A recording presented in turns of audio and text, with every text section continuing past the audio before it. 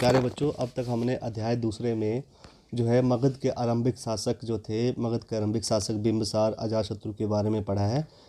अजातशत्रु के उत्तराधिकारी के पतन के बाद जो है, या अजातशत्रु के पतन के बाद जो है मगध में नंदवंश और महापद्मनंद का उत्थान हुआ। महापद्मनंद जो था वो मगध में नंदवंश को स्थापित करने वाला शासक था।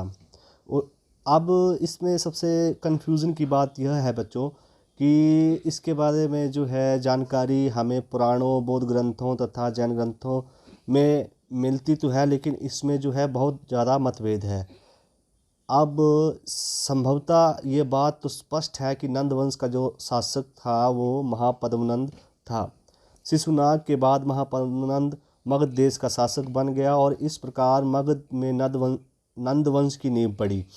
नंदवंश के राजा क्षत्रिय थे, अपितु नीच जाति के थे। इसमें शासकों में जो है वो बहुत मतभेद है। इस नंदवंश के राजा क्षत्रिय थे या किसी और जाति के थे, इस संबंध में मतभेद है।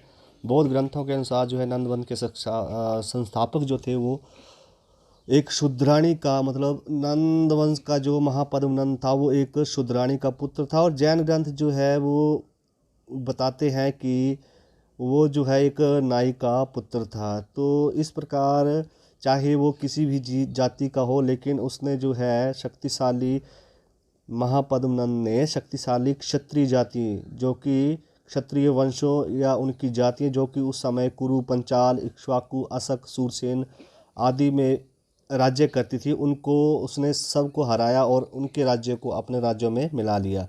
इस प्रकार जो है उसने पंजाब, सिंध तथा उत्तरी पश्चिमी प्रांतों के कुछ भागों को छोड़कर लगभग संपूर्ण उत्तरी भारत पर विजय प्राप्त की। किसने की? महापद्मनंद ने। कलिंग प्रदेश से कुछ भाग को छोड़कर लगभग उत्तरी भारत पर उसने विजय प्राप्त कर। महापद्मनंद के उत्तराधिकारी, महापद्मनंद के बाद उसके 8 लड़कों ने भिन्न भिन्न स्थानों से एक ही साथ लगभग 12 वर्ष तक राज्य किया।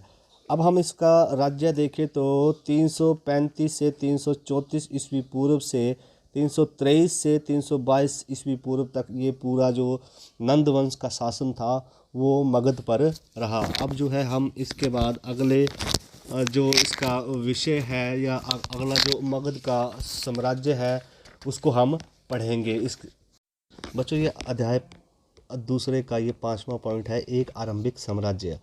भारत में ईरानियों तथा यूनानियों के आक्रमण के परिणाम स्वरूप भारत एक शक्तिशाली साम्राज्यों की स्थापना होने लगी, जिसमें मौर्य साम्राज्य के खंडहरों पर चंद्रगुप्त मौर्य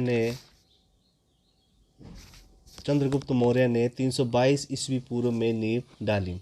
इस प्रकार मौर्य शासकों ने क्रमशः चंद्रगुप्त मौर्य 322 से 398, बिंदुसार 298 से 273, अशोक 273 से 232 ईस्वी पूर्व तथा अशोक के उत्तराधिकारी 232 से 185 ईस्वी पूर्व तक शासन किया। भारत के इतिहास में मौर्य वंश वह पहला प्रसिद्ध ऐतिहासिक वंश है जिसके विषय में ठीक ढंग से ऐतिहासिक ज्ञान है। तो बच्चों शुरू में जब हमने पढ़ा था जेम्स फिलिप प्रिंसेप के बारे में, जब उसने खरोष्टी और ब्राह्मी लिपि को पढ़ा उसके बाद ही जो है हमें सही जानकारी जो है इस मौर्य साम्राज्य की मिलने लगी। अब प्रश्न उठता है कि इसके बारे में हमें जानकारी कहाँ से मिली। तो सबसे पहले जो है मौर्य साम्राज्य के हम सोर्सेज पढ़ेंगे, स्रोत कहाँ से। तो पहला आता है कौटिल्य का अर्थशास्त्र, फिर दूसरा आता है मैक्सनीज का वृत्तांत, तीसरा है मुद्रा राक्षस, चौथा है बौद्ध और जैन धर्म के ग्रंथ, पांचवा है अभिलेख, छठा है कलाकृतियाँ, सातवां है पुराण। तो बच्चों मैं इसमें सिर्फ दो पॉइंट ही डिस्क्राइब करूंगा, बाकी आप लोगों ने अपने फोटो में देखकर पढ़ लेना है। पहला आता है कौटिल्य का अर्थशास्त्र। मौर्य साम्राज्य को जानने का सबसे विश्वसनीय स्रोत जो है वो हमें मिलता है कौटिल्य का अर्थशास्त्र। कौटिल्य, जिसको चाणक्य भी कहा जाता था, चंद्रगुप्त मौर्य का प्रधानमंत्री था, इसलिए उसकी पुस्तक से मौर्य काल की राजनीतिक, अर्थव्यवस्था, राज्य प्रबंध के विषय में बहुत ही उपयोगी ज्ञान प्राप्त होता है। अब उसने पुस्तक कौन सी लिखी? उसने पुस्तक लिखी है अर्थशास्त्र। ठीक है, ये बहुत ही प्रसिद्ध पुस्तक है और इसे बहुत ही ये मतलब हर जगह जो है राजनीति में जो है राजनीति की ये बहुत ही बढ़िया किताब है ये। तो इस पुस्तक को, ये अपने ही ढंग की एक पुस्तक है, सरकार को किस प्रकार कार्य करना चाहिए, इस विषय में विस्तार से इसमें लिखा गया है। यदि उसमें कौटिल्य का विचार है कि राजा को समय के अनुसार यदि उसमें देश को लाभ पहुँचे, अच्छा बुरा पाप पुण्य सब कुछ कर लेना चाहिए। वे स्त्रियों को गुप्तचर पद पर रखने तथा अन्य देशों में जासूसों भेजने के भी पक्ष में था। मतलब ये जो है मौर्य साम्राज्य को जानने का जो है बहुत ही बढ़िया स्रोत है। सेकंड आता है मैक्सिनीज का वृत्तांत।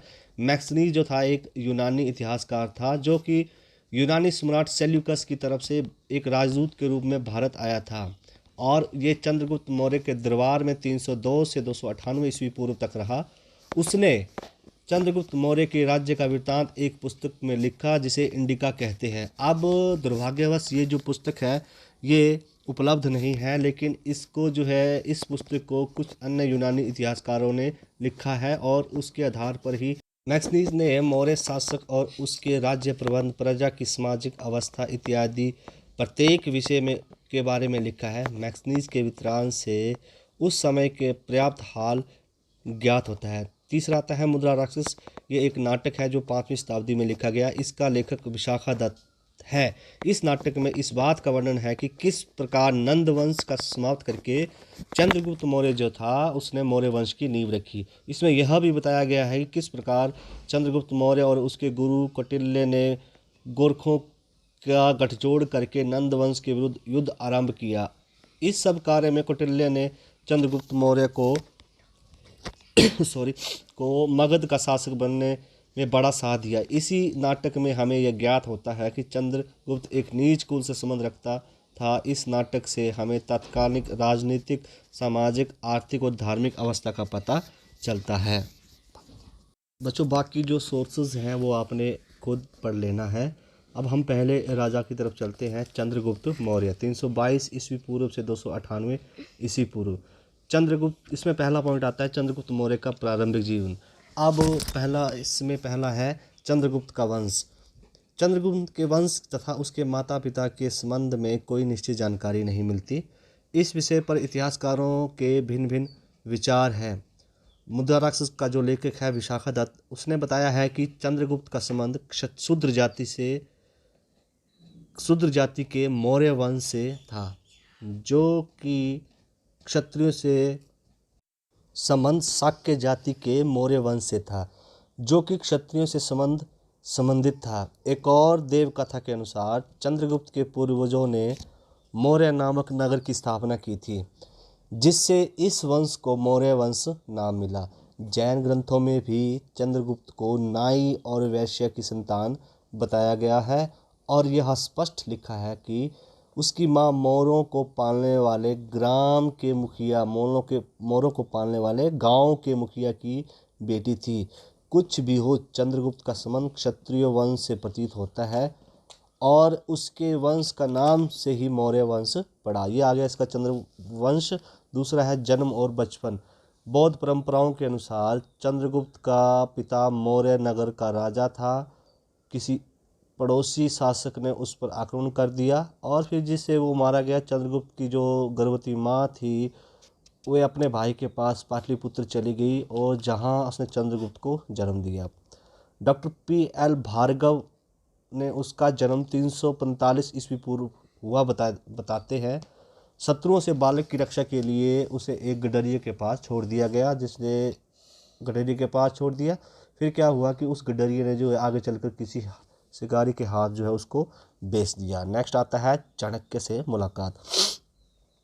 चाणक्य या कौटिल्य तक्षशिला का एक ब्राह्मण था, जो कि अपनी योग्यता और तीक्ष्ण बुद्धि के लिए प्रसिद्ध था। वो बहुत ही प्रज्ञान या ज्ञानी पंडित था, समझ गए। ये जो है मतलब बहुत ही बड़ा विद्वान था।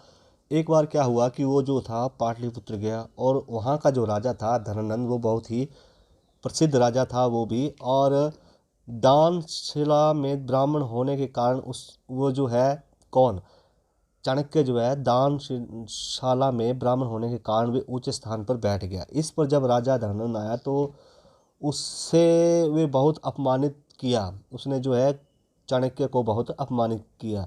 अब जो था चाणक्य इस अपमान का बदला लेने के लिए उसने ठान लिया, और एक बार राह चलते चलते उसने किसी गांव में बच्चों को दरबार लगाते लगाते खेलते हुए देखा, जिसमें चंद्रगुप्त स्वयं राजा बनकर और दूसरे बच्चों का निर्णय जो था। इस बच्चे को जब उसने देखा तो वो बहुत उससे प्रभावित हुआ और उसने जो है उस बच्चे को शिकारी से खरीद लिया और अपने साथ तक्षशिला में ले गया। इस समय चंद्रगुप्त की जो आयु थी केवल कितनी थी? 8 से 9 वर्ष की थी।